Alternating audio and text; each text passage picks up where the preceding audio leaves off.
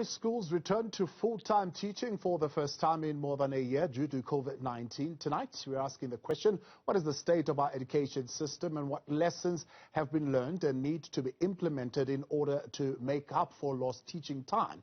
For more on this, we're joined now by Naptosa Executive Director Basil Manuel, Equal Education Head of Research and Development, Roné, McFarlane. A little bit later on, we'll be joined by education expert and Vice Professor Brahm Fleisch, as well as youth activist Lindokuhle Xulu. To be a part of this conversation tonight, send us your questions and your comments to 072-110-5584. Have learners learnt less during this time of COVID, and have those who are from disadvantaged communities been disproportionately affected? Give us your views tonight on that question. And of course, some questions for our panel tonight. You can send them through as well. Basil and Roné, good evening, and thank you very much for your time. Good evening, Thabo. Good evening, and good evening to the listeners. Let's start right there, Basil. That's the question tonight. Have learners learned less during a time of the pandemic? I mean, national examinations were sort of written. What are the results telling us? And are we finding that learners from disadvantaged communities have been disproportionately impacted? Thabo, I think it is clear to everybody that if you are from a disadvantaged background, you start off with a deficit, and the deficit doesn't just simply disappear, particularly when you talk about moving into a phase where you need far more sophisticated resources. And so it stands to reason that the more advantaged would have suffered more. And yes, the losses have been great. Don't be fooled by the exam of last year, the matric exam. Remember, those matriculants hardly missed school. They missed school for the hard lockdown, and they were back there. They were there for grade 11, and they were back full time.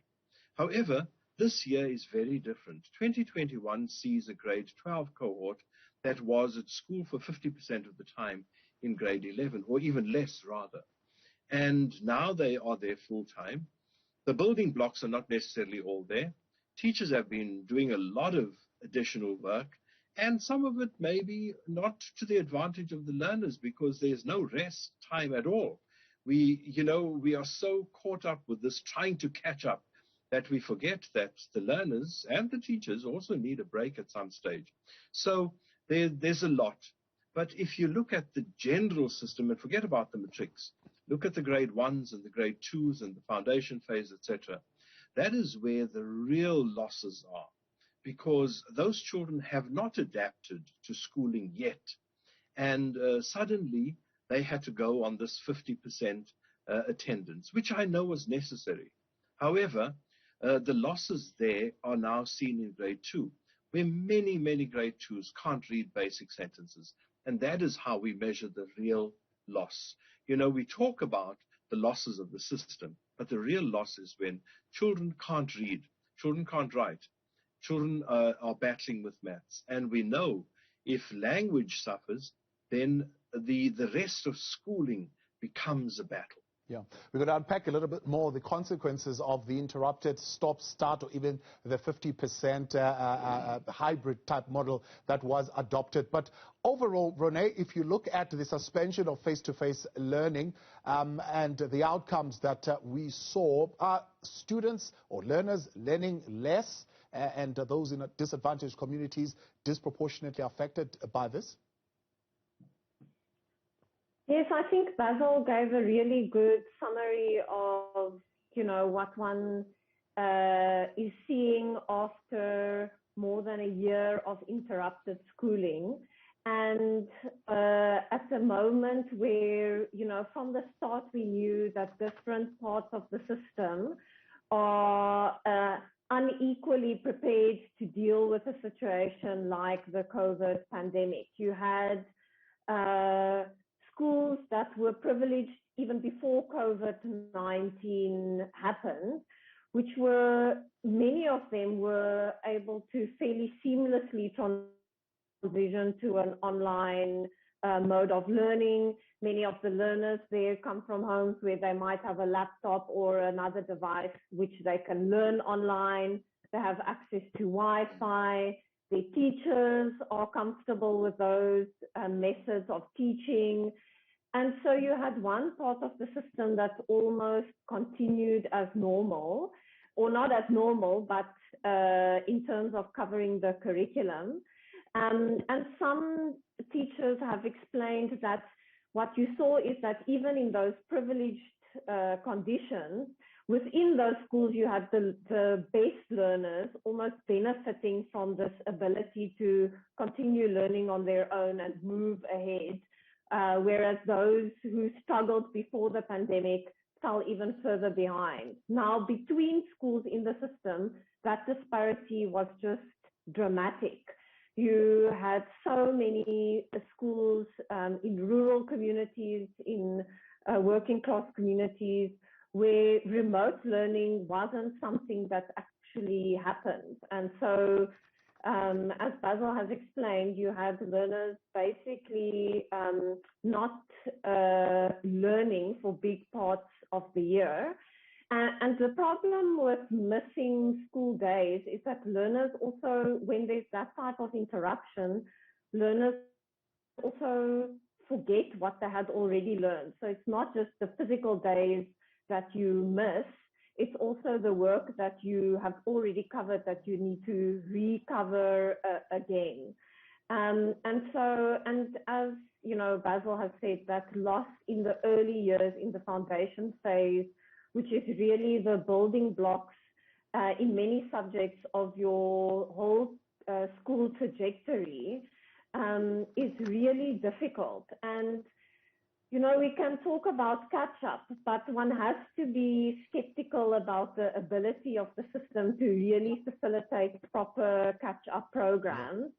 Already, I mean, that is looking like extra hours in the day, extra classes on a Saturday, but a school also has to focus on the most urgent, and so it's likely that in a school you'll have those extra classes for your matrics or your grade 11s, while other grades, which probably missed out even more classes last year, aren't necessarily receiving that level of extra time. And as Basil said, you can only push learners so far before the whole system also needs a break.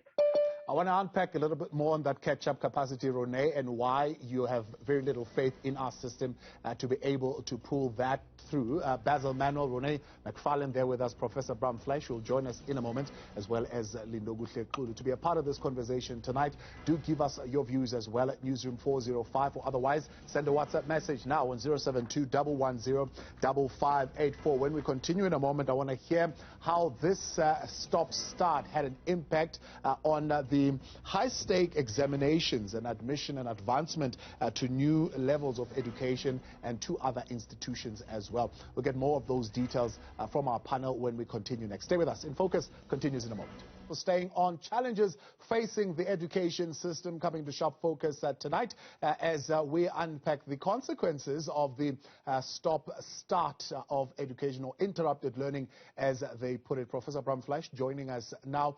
Prof, good to have you with us, and I want to put that to you, the reopening and the opening of schools, how that impacted the learning process, and particularly on those high-stake examinations that determine admission or advancement into next levels of education and to other institutions. So I just want to kind of caution everybody. I think obviously everybody's concerned about the high-stakes exams and matric exams, but I think the real consequences of the COVID-19 are most profound for young children, particularly children in grade 1s to grade 3. Our research in Mpumalanga from last year, looking at the gains in reading between the end of 2019 and 2020, suggested that for disadvantaged kids in historically quintile 1 through 3 schools, many of those kids made very little gains in their reading. So there's real substantial long-term consequences for young children, and I think that's what we need to be concentrating on, because we've often overlooked the fact that the kind of foundation is often the place where much of the challenges that we experience later on in the school system ultimately stem from. Yeah. Were any of the strategies adopted helpful in any way? So, I mean, as yet, I mean, I think that there is a great deal of interest in trying to remediate the backlogs in the early grades, but as of yet, we don't really have evidence of the remediation strategies that are effective, unfortunately. Yeah, and many teachers had to adopt this transition of, I don't know whether is it a hybrid, what you call it, or distant learning, where they had to take 50% in this week, 50% in next week. What is the impact of that? So essentially what we have found is that for kids in quintile 1 through 3 schools, which are the poorest 60% of schools, the impact was that children had less than 50% of a school year last year, essentially less than half of the normal school year. So in a conventional school, like for example in 2019, there were 199 school days. For poor kids, they often were going to school for less than 100 days in the full year. So one of the clear consequences of the substantial limited amount of schooling, direct schooling, was that children really failed to gain the kinds of skills, particularly in reading and mathematics, that was necessary as the platform for their later school careers. Yeah. Lindo, we spoke to you earlier on the year, or maybe even late last year, particularly around this issue of hybrid learning and how this disproportionately affects those from disadvantaged communities. Do we know that now as a fact from the outcomes? Absolutely. I think we've got very strong evidence that the impact is differentially experienced. So poorer working class kids in rural communities and township schools substantially bore the brunt of very, very limited number of days. So children in quintile 5 schools, in our private schools, particularly our elite private schools, often were able to compensate for being at home with online learning. The reality is for many working class kids, the amount of learning that took place outside the school is extremely limited. Yeah. Lindokuhle Xulu, just weigh in on that for us as well. I mean, what have you seen, particularly also on the economic cost, Lindokuhle, that the families in disadvantaged communities has had to pay during this time? Yes. I think what is important is to note that COVID-19 proved to us the evilness of the twofold or two type of education systems in one country, and the inequalities and the inconsistencies when it comes to it, and how unfair is that type of the system to those who cannot afford. For instance, we know that the private schools experience different challenges that the public schools experience, because COVID was a hygiene or is a hygiene-driven type of a disease. People must wash their hands more regularly. Now you have a serious problem of infrastructure in our schools. For a fact, 22% of our schools have a problem of unreliable water, and some of them have no water at all. So you had this type of a disease that needs a very strong, reliable supply of water and sanitation, but most of our schools, as the research proves, that 22% of our schools have unreliable water and no water at all. Not only that, this is a disease that is driven by a flu, or that is like a flu that is driven by cold that escalates in winter, and that needs a strong supply of electricity. So the problem also is that 12% of our schools have unreliable supply of electricity. Not only that, sometimes when you have a problem or a problem like COVID, things like distance learning, where kids can get schools can get books from libraries and go home and read at home with those books and do work at home, where homeschooling seems to be a future. You will need a strong supply, or you need a strong education system that has and that can guarantee the availability of books. So the problem in our country is that 77% of our schools have no stock libraries. 77% of our schools have no stock libraries. Some have libraries that do not have books inside. But more than that, it shows how incapacitated and undercapacitated and under-resourced our public system is. So you'll find now a situation that those who cannot afford to pay for education are deprived education because the Ministry of Education seems to be very incompetent in its legislative role when it comes to this. But government at its large seems not willing to want to solve the problem of the twofold educational system because these problems do not exist in private schools. So it proves to us that if you can create one education system, then we'll be able to share resources adequately. Then we are not going to have these problems because the problems that we have are such that now are starting to deprive poor and specifically black children from accessing education. Not only that, this situation of COVID has created a situation where kids have to distance learn, of which internet or online learning becomes an essential. And that needs a network. It then means that internet is no longer a luxury, but is a serious need.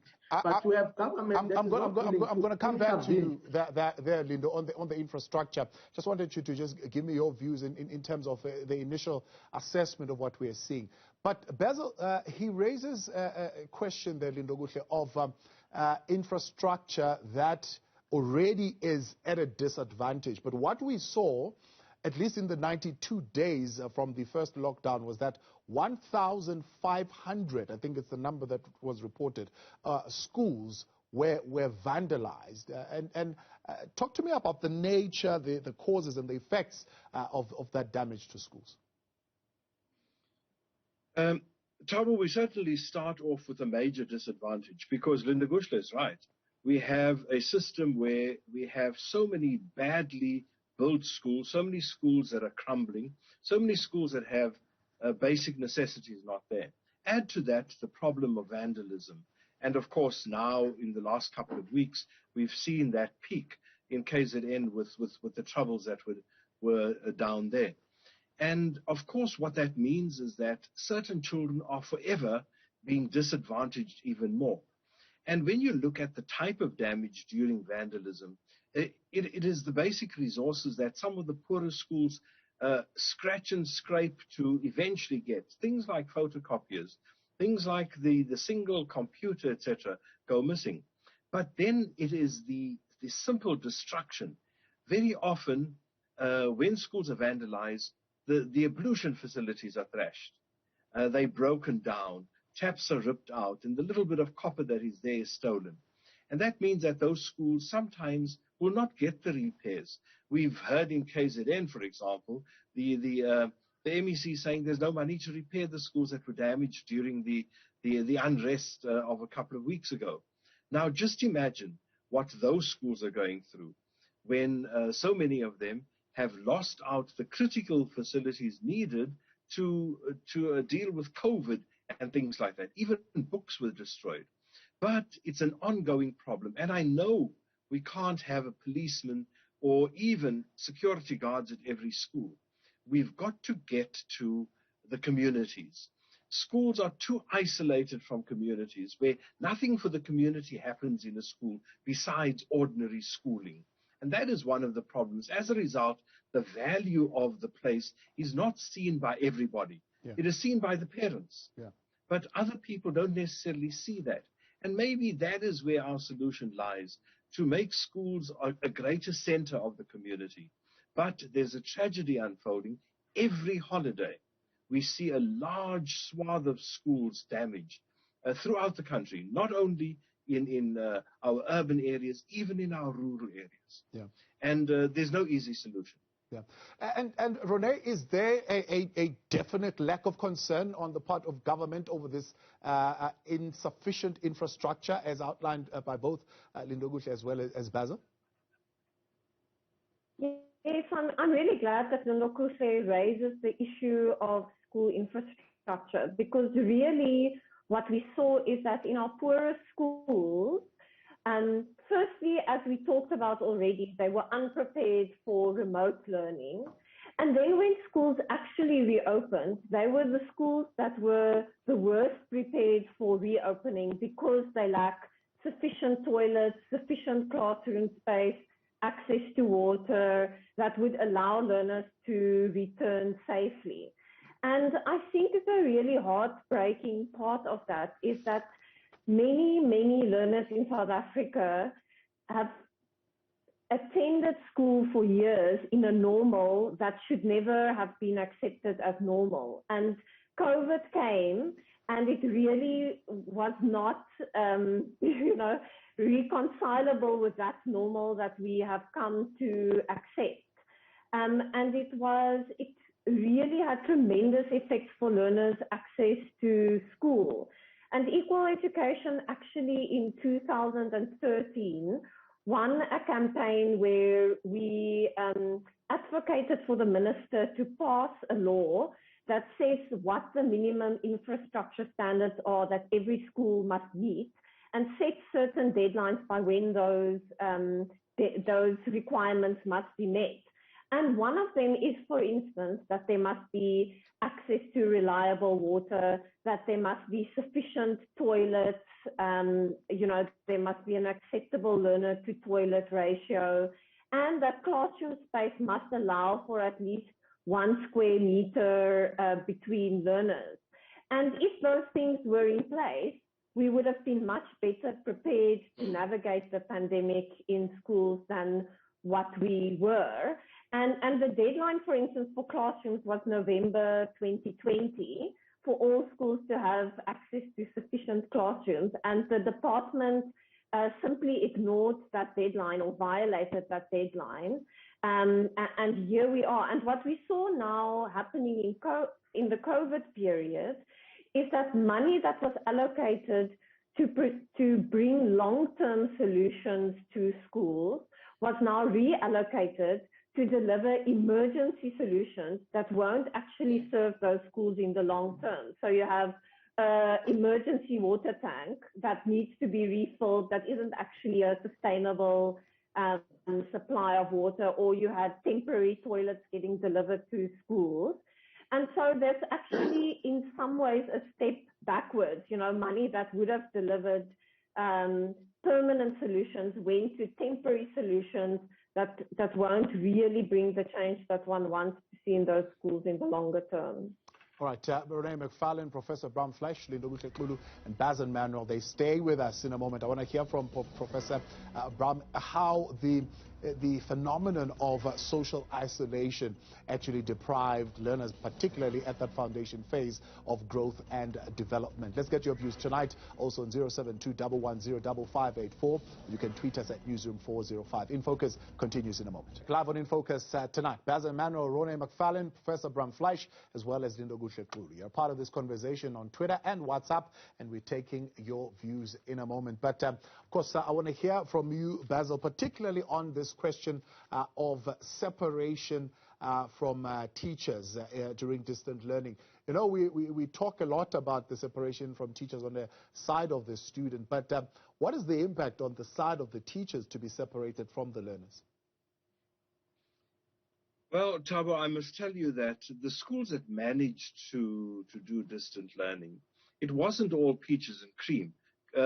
Contrary to the impression that is often created, yes, they had the means, they had the opportunity, they had the resources, but many teachers complained, first of all, about learners switching on instruments and not even being there, and the not even responding. And it was a difficult one because, of course, home has so many distractions, particularly when everybody was in lockdown.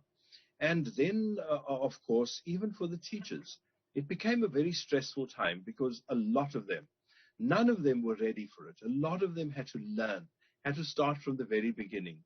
And it didn't go too badly, and a lot of people have learned. However, it plied on stress, particularly when some schools adopted a mode of having full-time classes as well as online learning. Teachers had to be teaching additional lessons, etc. So teachers' health and mental health in particular has also taken a major knock by the pressures that applied on teachers to to do all these different things. The system also demanded that teachers had to be creative when it came to other forms of distant learning. You know, we are thinking now of electronic learning, but of course, for many, many schools, that was not possible, and teachers had to prepare worksheets and have things picked up and sent home, or have double sets sent home when the learner did arrive at school, which of course increased the amount of work tremendously. However, it is something that we know we have to start transitioning to. We must be ready for it, and we must be doing more of it, so that when we have calamities such as these, we are not as unprepared as we were this time. Yeah. And, of course, the outreach for children who become ill, who can't come to school for a variety of reasons, will then not be so disruptive. Yeah. So we've got to move there. Lindokuhle is right. It is about data. It is about access to instruments. It is about coverage, first of all, of the networks. There are many, many impediments throughout the country. But first, we must have the will to do it. And we talk a lot about it.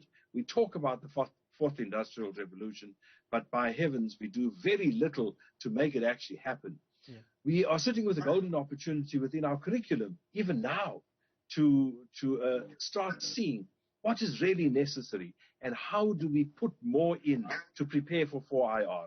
Yeah. Tragically, I don't think it's happening. But, Roné, glaring gaps in child care that we have seen during this time of COVID-19, what have we done to close those gaps?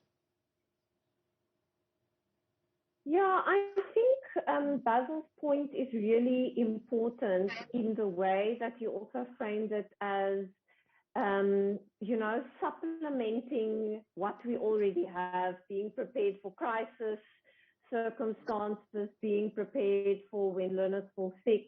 But I think we have to be very careful of what definitely in some sectors is happening at the moment, which is seeing the COVID pandemic as this great opportunity to shift everything online. All our schools must move online. This is the future, without any critical engagement of the serious cost of doing that and all the things that need to be in place. Even if everyone had proper internet access and we were ready to roll out that fourth industrial revolution that everyone keeps talking about, we still need a serious conversation about to what extent online teaching is really the most desirable method of teaching and the most effective method of teaching. Yeah. You know, so much of what happens in a classroom is interpersonal. Is a teacher picking up that you're not paying attention, asking you to stay behind so that they can talk to you and hear what you didn't understand. That type of interpersonal attention and engagement that often gets completely lost in an online environment. There's no walking in the passages past each other, you know, all that type of interaction, or quickly asking the learner next to you in the desk whether they understood what happened because you missed out on it. Those are all very small interactions that might sound insignificant, but are really crucial elements of teaching that you just completely cut out when you shift to online learning.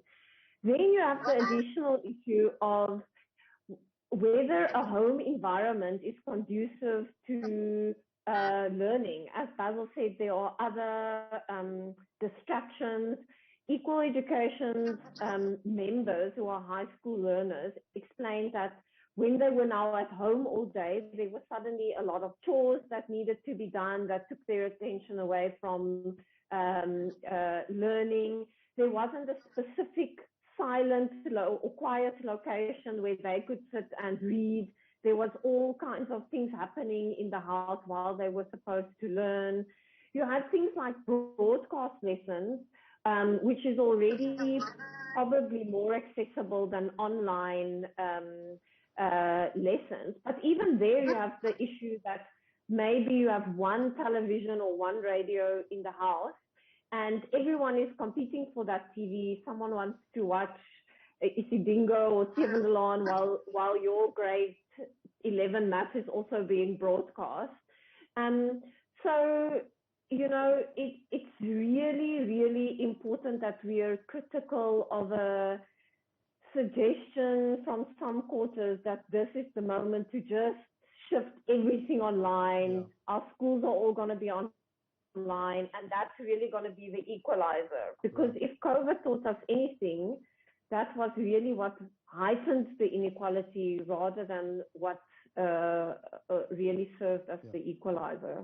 Prof. Brahm, has our education system changed completely from this point onwards, or are we still pretty much where we were? And if it has changed, what does this mean in terms of measuring and validating learning? I think there's a paradox that we need to be quite conscious of. I think many people have been very critical of the institution of school, but what the COVID-19 pandemic has revealed is that many people actually like the institution of schooling, and that when they weren't able to access schools, both parents and learners, they felt a great loss. So we've now, if anything, we've now realized the incredible value of the institution called school, and I'm not convinced that Fourth Industrial Revolution or not, that the institution, the basic contours of the institution are about to change. I think once the pandemic is under control, and I have no doubt it will be, I think we'll be going back to school and people will again rebuild the kinds of learning opportunities that children and parents and teachers really find most conducive. I think that obviously there are important new developments. I think online learning, having a backbone, an IT backbone, will be an important resource going forward. But I don't think it'll fundamentally alter the one-on-one experience of learners in a school situation where children actually attend together in an institution. Yeah. So I think there isn't a kind of new, I think Roné was right about this, there isn't a kind of a revolution about to happen around the corner. I think we will be going back to school. I think we can strengthen the institution of schooling. I think we need to be addressing the backlogs that have been discussed already tonight. And I think we can make schools better places. Now, Lindo, the other aspect, of course, that existed and that showed itself, particularly during this time of the pandemic, is racism in our schools. Let's talk about how that, in a minute or so, because we are out of time, we've managed to expose that, and have we addressed it? So, I mean, racism is... Prof, sorry, Prof, Prof, that's for Lindo, if you can grab that. Yes, no, thank you, Pututabo. I think more than anything, it exposes the character and the remaining legacy of apartheid in our educational systems. You remember that apartheid introduced Bantu education and a superior education for white people. And that resurfaced in the new South Africa as private schools and public schools. And we then saw that during COVID, private schools were more prospering and adapted easily to COVID and its requirements, whereas public schools that are in rural areas did not catch up with those schools, simply because of inequalities that exist that are very much historical. But what also happened in that situation is that you'll find that now, because of democracy, there are some black people who now can afford to take their kids to private schools. But they still find resistance there because the ideology of apartheid was that these private schools, or now what now is known as private schools, was designed exclusively for white people. So when black people enter that space, the white people who are resistant resist them and mistreat them, and that is why we see the problems that we are seeing. But who must we blame for these things? And because that is a question that we must ask ourselves. It's a lack of involvement by government in making sure that you at least create a single education system that can be used to be an instrument of development and social cohesion in society. Because you cannot achieve social cohesion and proper development when you have schools that you do not know what they are teaching, because the reality is that government don't even know what private schools are teaching. That is one element. But also, if you have a superior education than the other education and the other education system, you are also creating a serious inequalities or serious future inequalities, because if people are trained differently, they will respond to economic opportunities differently. Right. So now, automatically, the separation in education system leads to exclusion of black people in educational system, but not only in education, but also in the economy. Because you must ask yourself, a child that went to a private school and was able to homeschool, because at some point there are devices being given to private school kids to study at home, is now in a better situation and in a better condition, in a better position to access work in future. It's going to be able to finish the curriculum, whereas the schools or the children in public schools are not going to be able to finish their curriculum. So what you need here is a decisive government that will be able to intervene through abolition of the private schools. Not only that, but to also in the current form to it's very concerning when changes are made in cabinet and there's nothing that happens in education. Because we believe, for instance, that there is a serious problem of political leadership there. It's impossible that you've had a same minister for at least more than 10 years, but you still have all these challenges. We're not saying that the minister must be dumped or anything. Perhaps the government needs to deploy the minister elsewhere. Perhaps the skills and the capacities of the minister and the strength of the minister are not where she is located. We seriously need a fresh blood as far as education is concerned in this country, because not only the problems that we have come from apartheid, but there are also mistakes that have been done over the years under the same political leadership. Lindo, so we're completely out of time, so we're going to have to leave it there. Appreciate your time. Unfortunately, time always the enemy there. Let's quickly take some of the messages that have come through tonight on social media as we wrap up this conversation. Tabiso in Pretoria saying, unfortunately for public schools, the reality is that time has been lost and this will have devastating outcomes. The private schools, on the other hand, have done a great deal of work, and as a consequence, minimal interruptions have been experienced. Nomsa saying, hi Tabo, interested parties there. The pandemic has added misery to the ailing and deplorable education experience. The nation is called upon to make efforts to salvaging and urgently overhauling our basic education system, lest we stand to be victims of our ignorance and non-action. The situation is dire and hopeless on the ground. Catch-up programs bear very little, if any, of the impact. That's Nomsa there in Tembisa. Appreciate your engagements tonight, and I see many of them as well coming through on Facebook as well as on Twitter. That's where we leave it for tonight. That was Basil Manuel, Roné, McFarlane, Professor Brahm Fleisch, as well as Lindokuhle Xulu with us tonight. And thank